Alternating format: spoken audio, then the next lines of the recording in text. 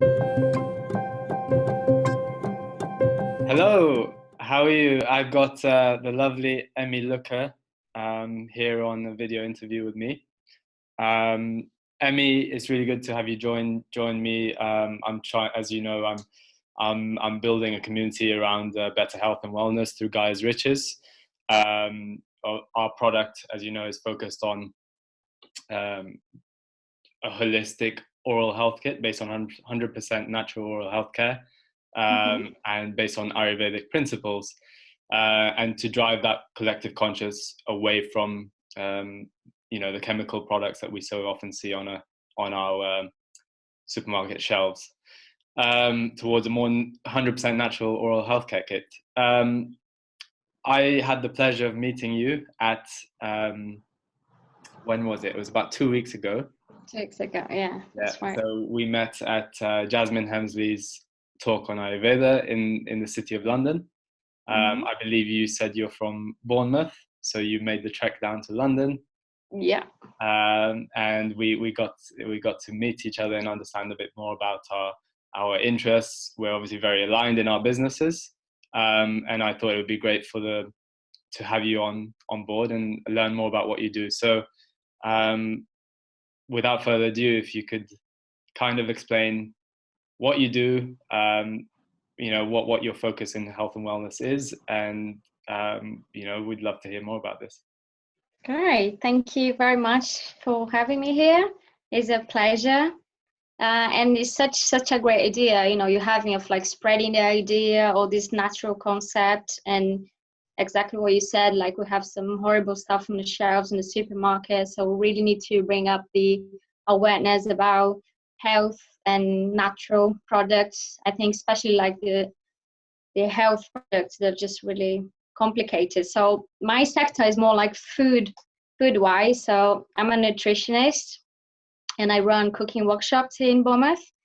So as you said, we have really similar concepts. I also believe like 100% natural. So everything what I use on my cooking workshops are organic, seasonal, local produce around the area. So this is like really the base of my business. That's what I really, really believe. So I think this is definitely something that we need to spread the word and talk about it to everyone. I think everyone has to know about these things. So so I started my business. Sorry? Yeah, I was going to say, can you tell us about the name of your business and then more about that? Yes. So I started my business about 3 years ago when I came to England. So I'm originally from Brazil.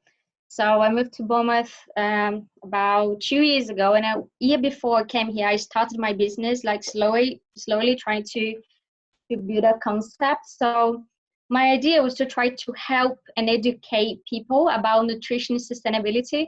So that was my main like true focus, was like, I'm a dietitian. So I went to university to become a dietitian. And I was always really concerned about sustainability and like health in a way that also protects the planet. So really aligned with nature. I'm a really outdoors person. So I was really, really interested in how could you make conscious decisions and conscious choices and also protect the environment, because there's also this conversation about being healthy, but then there's a lot of healthy products we try to have, but then it's not local, it doesn't grow in our environment, and then this is traveling, this is going everywhere, and then it's not actually that efficient, if you think about like carbon emissions and things like that. So I was trying to combine these two things together. So that's why I called native, because I want something really raw, really local, really, human, like something we can touch. It's not something just like an idea, concept, but something could be like sustainable in all ways, sustainable for the planet and sustainable for human beings, So that's how I started. And in the beginning, my business was more into like health coaching. So it was like health coaching people like one-to-one. So I used to work in a clinic before I started my business. So I was still in that structure of clinic, like one-to-one consultations, meal plans, and like all that. And this was working well while I was in Brazil. But then when I moved here, I wanted to do something a bit more interactive. So I thought the best way to to reach people's health would be through cooking. So I thought if I could help people to get more confident in the kitchen, that they could create their own medicine. They could use the ingredients to be healthy, and like to create amazing dishes and to be happy with their eating and to improve their health and their well-being through cooking. So I changed slightly my business through from like consultations to workshops, Right. which Okay. I enjoy very much. I always loved cooking. I grew up in a family that everyone cooks, so it was always like my free time, like my fun time was in the kitchen. So it was a really, really nice change for me, a really nice, step to explore. Excellent. Yeah, so I mean, that's why I struck a chord with you, actually, because you've obviously got an exciting but challenging mission ahead, because we've, as you said, yeah, building that, encouraging people to find more sustainable methods of nutrition. That's already happening in the world, but gaining access to, I think the difficulty here when I listen to you is gaining access to local sources or um, farmhouse foods. It's not so simple anymore, at least in this country. yeah. It's not very easy. I don't know, can you make a comparison with Brazil? I guess Brazil maybe is a lot more, the local produce was easier and Okay. maybe more natural. I'm not sure. Yeah. Very different. Like we're very old fashioned in the way we do our shopping in all aspects, from like fashion, from clothes to food. Everything is really old fashioned. You still see like this old, all like those brands like clothes, for example, like clothes branding, and they're like family business, very small. Like you only buy that t-shirt in that place. You're not gonna find anywhere else in the world. Really unique. And the same with food. So in Brazil, we don't have this like train system. We don't have like the food doesn't travel as much as like in Europe, because we have a really good environment. So Brazil is near the equator. So in the north of the country is really warm. So like the tropical fruits and stuff like that, they grow north of the country. And then the center to like the south of the country gets colder. So if you're looking for like berries and things that like the colder climate is in the south. So we can find pretty much everything we need in the same country. But we need to remember that Brazil is massive. So you can fit the whole of Europe inside Brazil. So there is a lot of transport around Brazil. But I think people tend to stay a lot more local.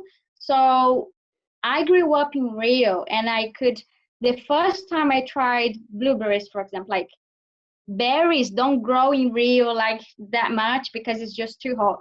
So the first time I tried berries in my life, I was about like 20 years old. Like it was not something I grew up experiencing. That was something really new. And here you go to the supermarket and everything's available all year round. So in Brazil, you see in the supermarkets, like we have a lot of food markets as well in the streets.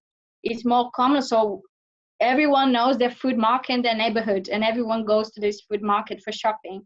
So you only use supermarkets for like groceries, and if you miss the dates of the food market, and then there's no another way, because the freshest food are in the food markets, like weekly.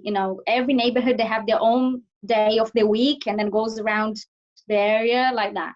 And like the supermarkets they're open till later in the evening as well. So if you miss the food market, you have to go there, but the quality is not the same. But it's still local, very local, like things that grow around in the season, you're gonna find around that. You're not gonna see things that travel like long distances and just to, make the customers happy. Like I think, Yeah. I That see a lot here. leads me to maybe a complex question, and I don't know if there's an answer to this, but Yeah. um, when you have your clients come to you and you obviously, you run workshops, but with the private consulting clients, I presume you maybe manage, and you assess your candidate or client, and you probably build potentially a meal plan or a structure for them, or some sort of nutritional structure bespoke to them, right?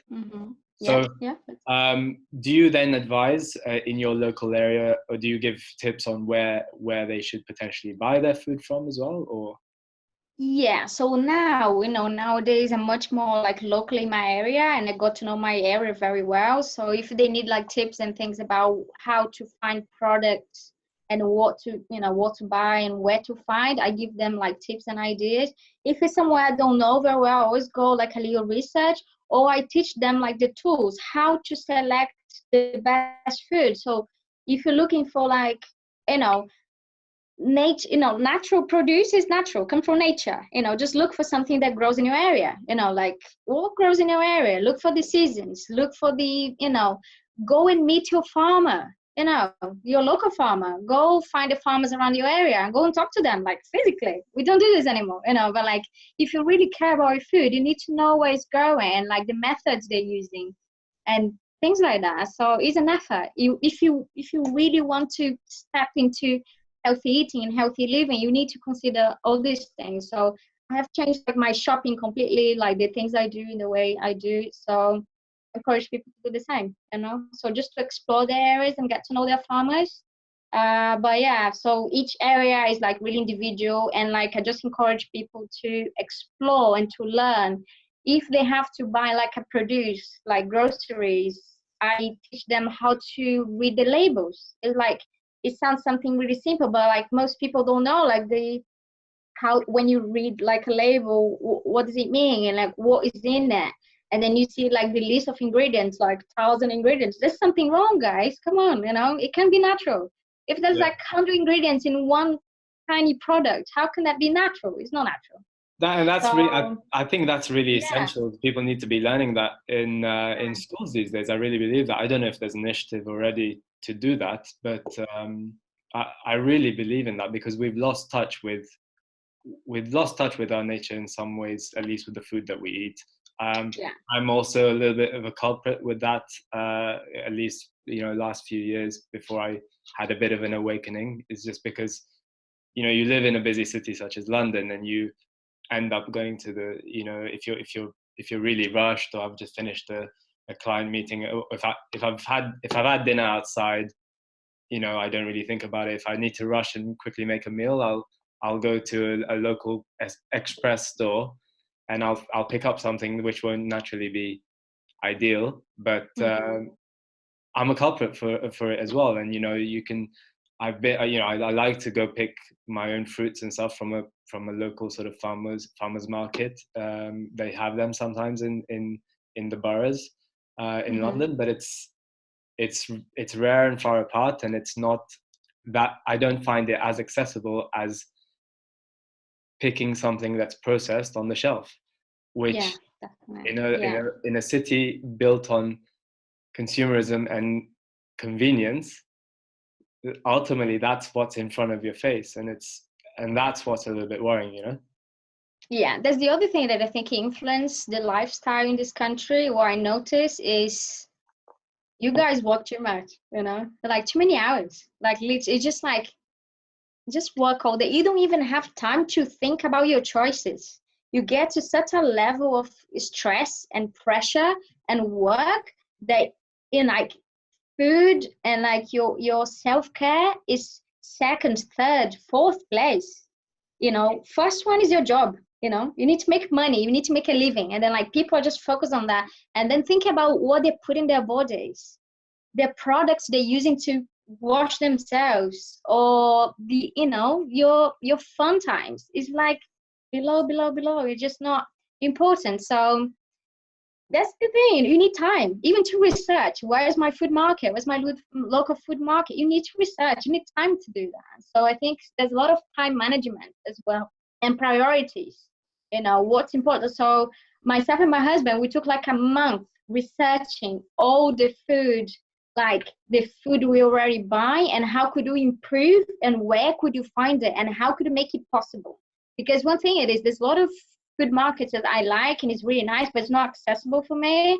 It's too far, they don't deliver, I can't drive there. It's just there's no way this is accessible. And sustainable for me. So I had to look for all my options and like all what's available to make my decisions, you know.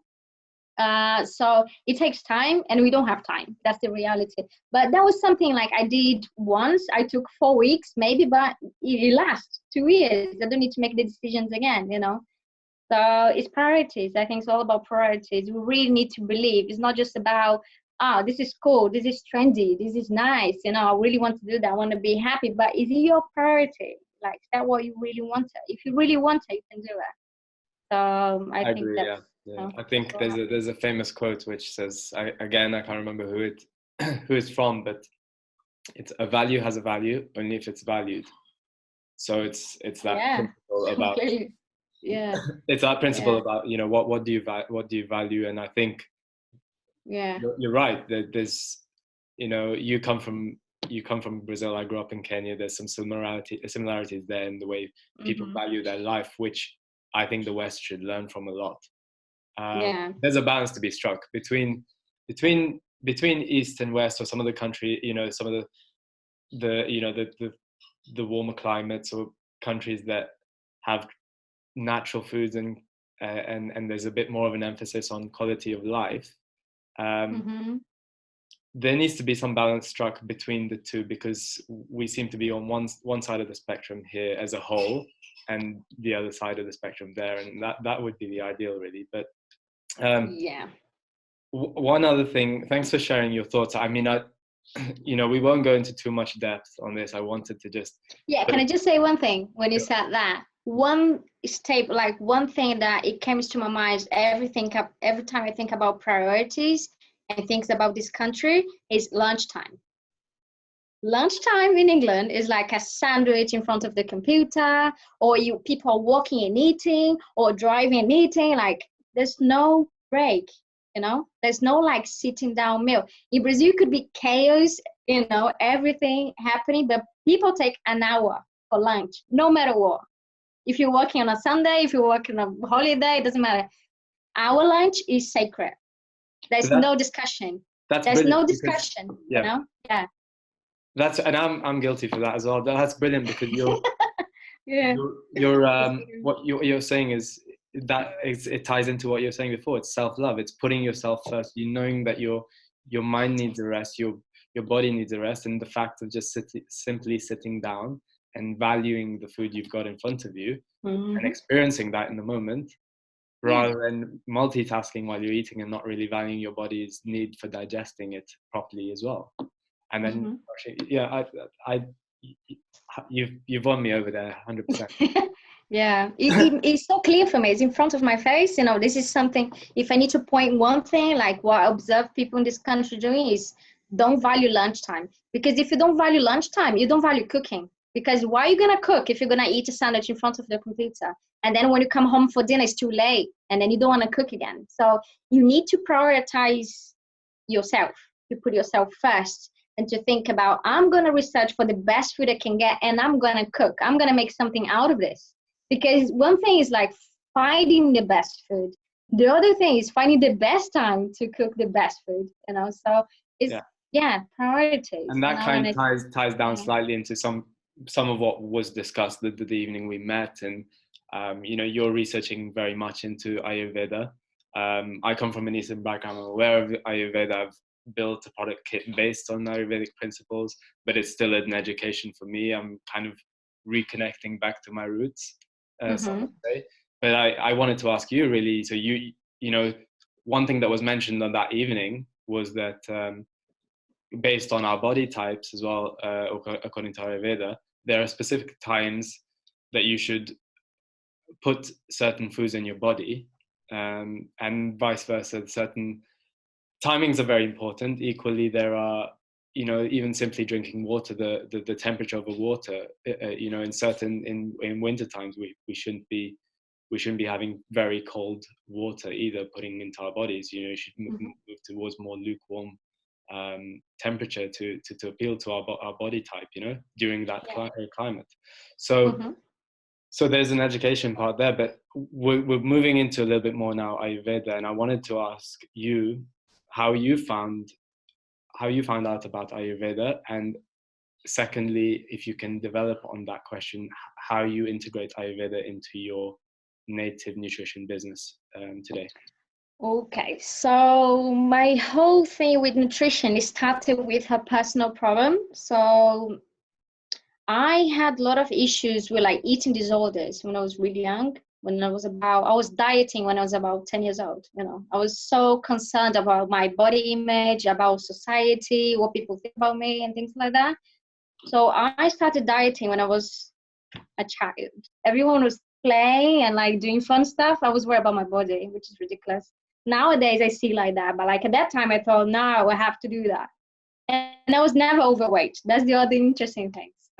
I was over concerned about myself, and there was no problem there, but in my mind there was a massive issue, and had to be fixed. So since I was really young, I was 10 years old, I started researching about nutrition. How can I lose weight fast? How can I do this? How can I be fit and healthy?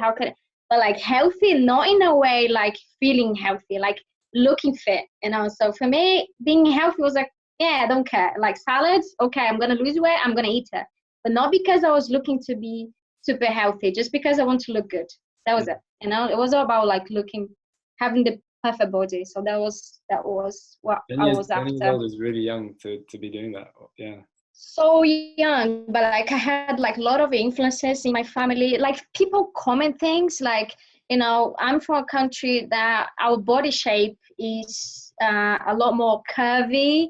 Like most people are curvier than other people. So, and we have like different bodies. So you grow up into a family and then you tend to have like similar DNAs if you want it or not, So you grow up in a family, when you have like a curvy mom, you're going to be curvy. There's no other way you're going to be a model, skinny and tall. That's not going to happen, But when you're 10 years old, you don't think about that. You think, well, I want to achieve this body shape and I'm going to do whatever it takes, So that's the other thing as well. The information is messed up because I was reading like teens magazines at that time, and they're teaching me, eat this type of food and you're going to be slim and being really skinny like a model, So there was a lot of really misconceptions and bad informations, and I had that available. Nowadays kids have YouTube and stuff like that. I had magazines, so that was what I had, and that was enough for me just to turn into an issue. So it was a body image disorder, like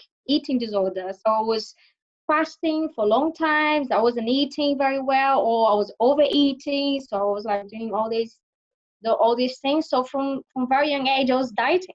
So that was really bad. So what happened to me was that I had so many problems with that my whole life, and I've never reached the body shape I wanted because not natural for me. It was and never will be.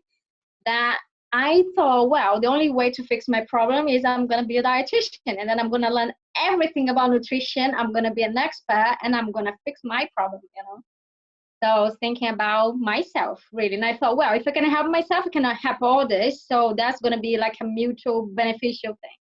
So that was my goal. I went to uni, and then at the same time I started doing yoga.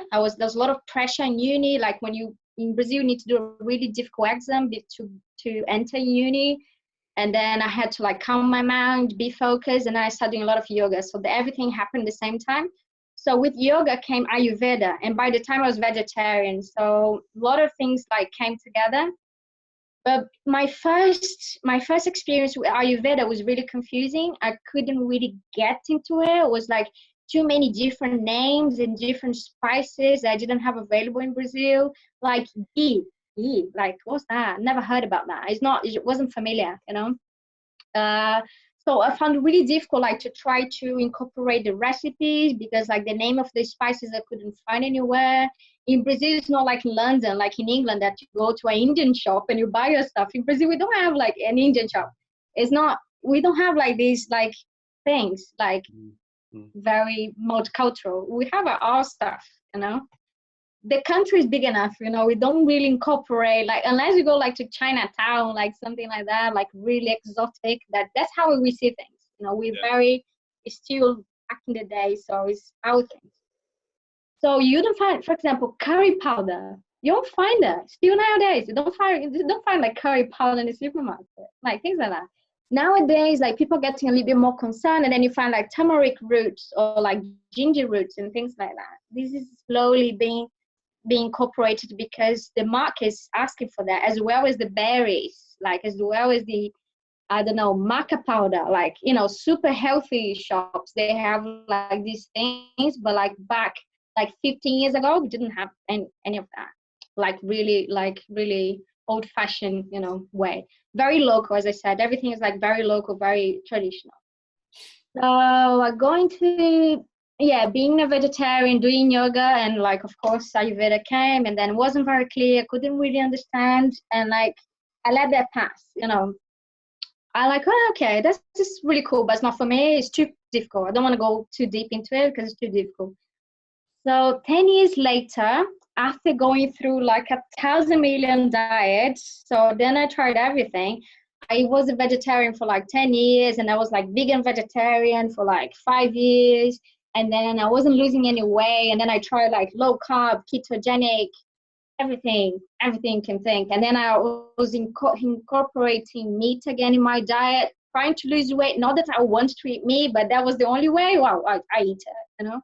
So all these conflicts, you know, always trying to reach the perfect body shape. And then I realized that I was just wasn't myself, wasn't aligned to what I believe. So just like, I'm not going to do something that extreme that's making me feel sick. Maybe I'm losing weight, maybe I'm the body shape I wanted to be, but I'm not happy. That's not what I want. So I was trying to find something that was a balance. So after some years with my experience, so I graduated in 2011, and then after like having, you know, my dietitian degree and being a bit more experienced, like with the, you know, work life, even like experiencing diets myself, I thought I came across with Ayurveda again, but there was another level of my life. I had been through lots of diets that didn't work for me, and I I was happy being a vegetarian, but I was putting weight on. So, and then Ayurveda came again. I was like, okay, I think I'm ready for this now, because I can incorporate my modern nutrition to these concepts, you know, because there's a lot of things here that make sense. So when Ayurveda came again for the second time, I was ready to listen, and I was ready to understand. So nowadays, what I do, I really mix like my modern nutrition, you know, concepts and ideas with the ancient Ayurveda into my cooking. So as I always struggle with weight loss is my focus. So when you do the workshops, you usually focus on weight loss. And like, if you think about the doshas and Ayurveda, I'm really a kapha type, you know, that person that will do everything and never lose weight. But you can also find a really good balance, like your health balance, and maintain health, you know.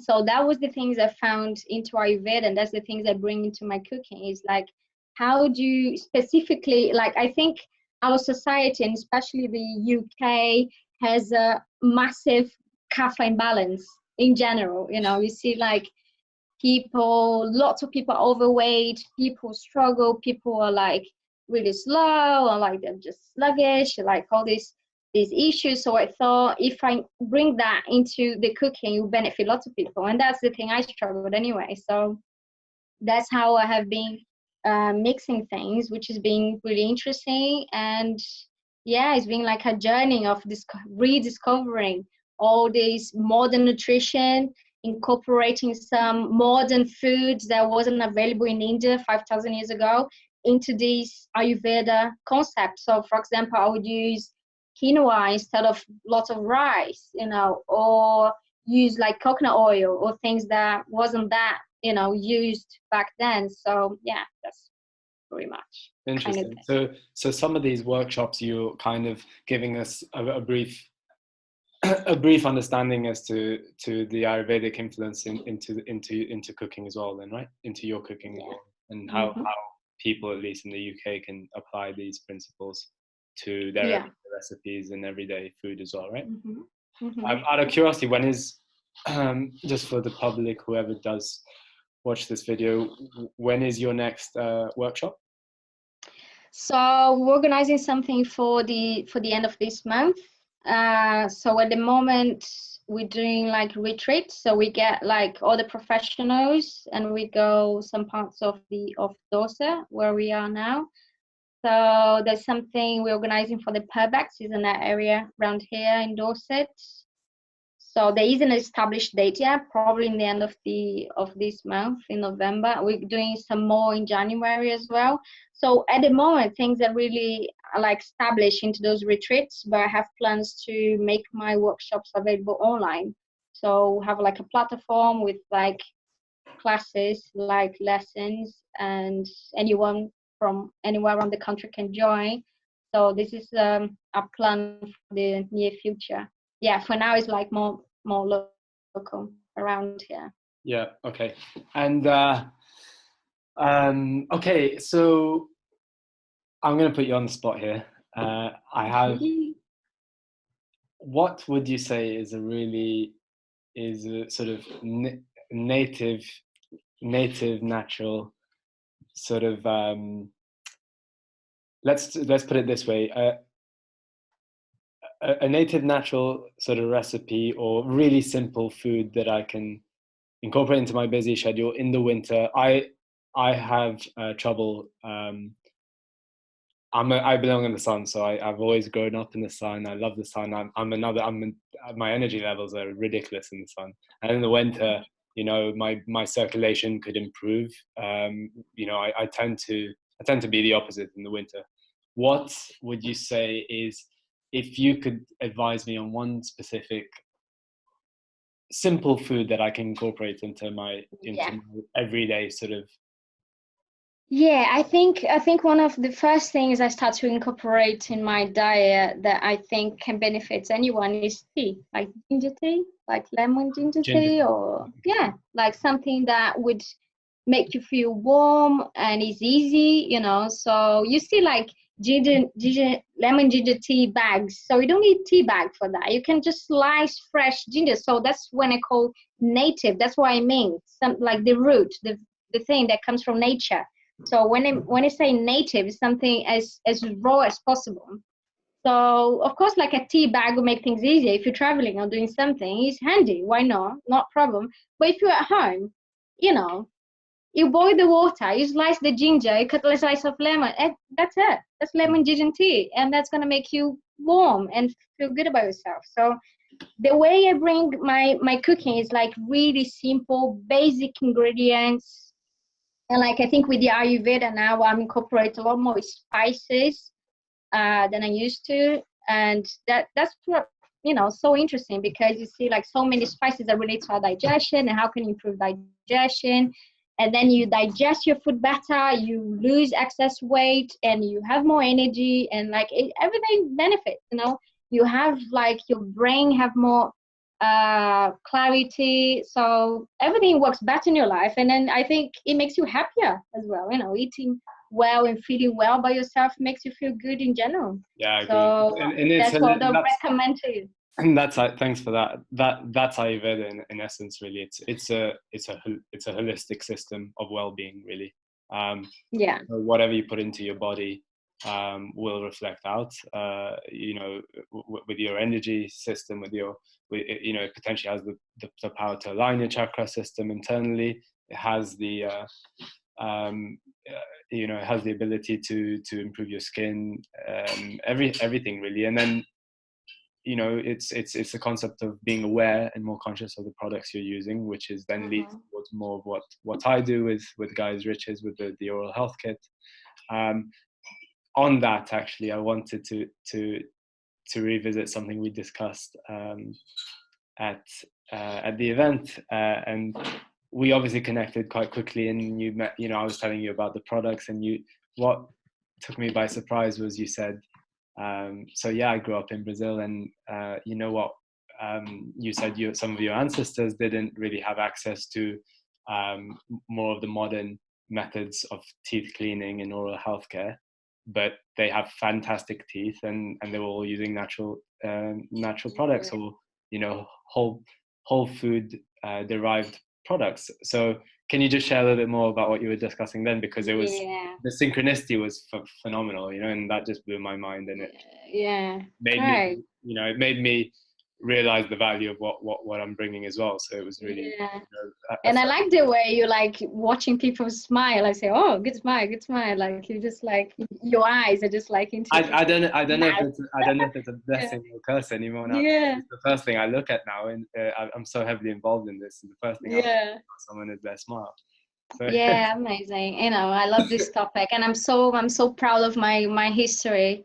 You know, like I came from really poor family. Like my family, my grandparents, they're like farmers, and they lived off the land. They had no access to any modern life, and only years later when my parents got married, and then they moved to Rio, and then they had a more like modern life in Rio. But back in Minas, it's another state in the middle of Brazil. My grandparents had a really simple life, and that's where I spent most of my childhood. Every summer holiday or anything, my mom would always tell me that. So I spent a lot of time with my nan, and she taught me the most important values in my life. And only nowadays I recognize that, because I went to uni to learn nutrition, to be a dietitian and all that, and everything is coming back to everything what my nan taught me when I was a child. So every time I need to relate something like to my cooking, to my diet, my nan comes in my mind, because she used to, like, I would be with her cooking in the kitchen. She's like, oh, run outside and get some salad for us, and then I'll go and get tomatoes and lettuce from the garden, from everything. Like, she always grew her own food. My nan would make her own butter. The milk would come in a Coca-Cola bottle, because that was the only bottle she had, but it was like straight from the cow into the Coca-Cola bottle into the freezer, and that was there forever. So very rustic. So like my nan, she would even like make her coffee and go underneath the cow and just like straight from the cow milk. okay, No, wow, no oily, no nothing. Yeah, never had any. very native coffee. Yeah. Too native, I'd say, a bit too native. Yeah, so many things. My nan made her own cheese, and like all her food is just everything like really homemade. So back in the days when things were really difficult, and she only had the land to support herself, there was no supermarket, and there's no industrialized product or anything. And she used to make fun of us. Like, I have my brothers and sisters, and she was like, oh, go and clean your teeth, you lucky, because you got all this fresh smelly stuff nowadays. You can, it's easy for you. Why are you not cleaning your teeth like properly, kids? Like, just like postponing, oh, later, I'll go later in a minute. And then my nan was like, in my days we didn't have any toothpaste. So okay, how used to do that? And she was like, I used to use charcoal. I was like, what? It's black. How do you clean your teeth? It's dark and horrible. That doesn't work. She's like, yeah, it worked. So my nan, she's 85, and she still have most of her teeth. Not all of it, but like most of it. And very good, strong, healthy teeth. And I think she doesn't have all of it because of the modernized world that go into that, because then she start using like normal toothpaste and stuff like that. But she didn't have a toothbrush. She would clean her teeth with her finger and charcoal. Fantastic. That was it. Fantastic. Yeah. So I heard some people use turmeric, but like back then into my nan's area, turmeric wasn't something available, wasn't something native from the area. Right. So I never heard about turmeric until we came to England. So the only thing available back there, as far as I know, was charcoal. And that was the way she cleaned her teeth for like 30 years of her life. That's how my mom started cleaning her teeth when she was very young, up to like 15. My mom has perfect teeth, well, nowadays. That's observational proof and some form of empirical proof. There's limited evidential. I mean, I'm promoting a natural activated charcoal powder, as you know, in part of my holistic kit. It's absorptive and adsorptive. There is there are multiple benefits to it, and there are multiple uses outside of oral healthcare as well. But there isn't evidential, from a dental perspective, there isn't evidential research that has taken place for numerous reasons, obviously, which I won't go into. And there's obviously an agenda within the industry as well. But this is, it's coming back to that, that centuries and centuries of people had been using certain products in the past, and they were almost a little bit more aware of how nature could support them and help them. And that seems to be something that we've forgotten, and what we're ultimately, the likes of you and me, kind of trying to drive again. But that's why I'm really happy that we connected, and I'm glad to be able to share this as well, this interview as well with you. Thank you for your time, Emi. Yeah, that was great. Thank you very much. I think, yeah, it's very, very important. I think, basically what the message we're trying to pass is just like bring things back to nature, back to basics, and that's how we find the answers. So we see how many problems now, and like how our habits affect the environment, and affect our bodies, and so many other things. So I think that's the main message, and I'm happy to connect with you and help you spread that. And I think that is very beneficial for all of us. Thank you. And vice versa. And I'll share a few more details when I do post this on our Guys Rich's blog, and our YouTube channel, about how to find native nutrition. And if anyone wants to hear more about the workshops that you run, they can feel free to contact you. So yeah, definitely. Yeah, thank you. Thanks for that. All right. Well, take care, and we'll be in touch soon. Yeah, thank you very much. Take care. Bye. See you. Bye-bye.